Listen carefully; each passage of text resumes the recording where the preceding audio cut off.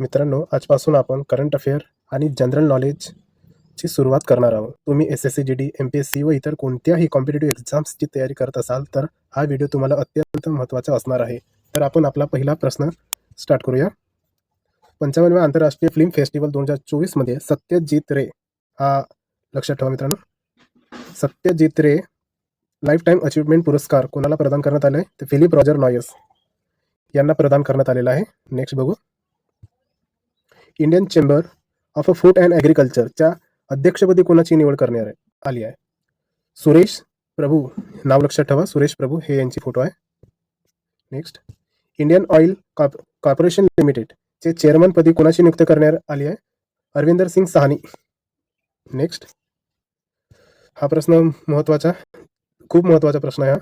पंतप्रधान नरेंद्र मोदी आतापर्यंत किती देशाच्या सर्वोच्च नागरिक पुरस्काराने सन्मानित करण्यात आले आहे? तर 14 पुरस्कार यांना मिळाले आहे सर्वोच्च दुसऱ्या देशांमार्फत. 66व्या अखिल भारतीय कालिदास समारोहाचे आयोजन कुठे करण्यात आले आहे? तर मध्य प्रदेशमध्ये करण्यात आले आहे. वर्ष 2024 मध्ये भारतात सकल राष्ट्रीय उत्पन्नाचा वृद्धी दर किती टक्के अंदाज मूडीज संस्थेने वर्तविला आहे? तर 7.2% वर्तविला आहे. ओके. नेक्स्ट.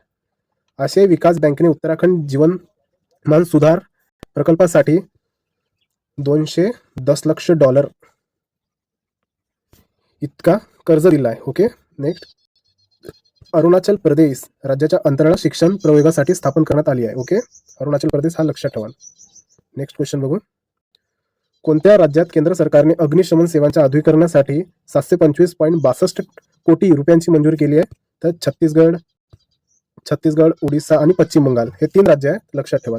इस्रोने spacecraft thermal centre IIT Madras याच्याशी करार केला आहे. ओके.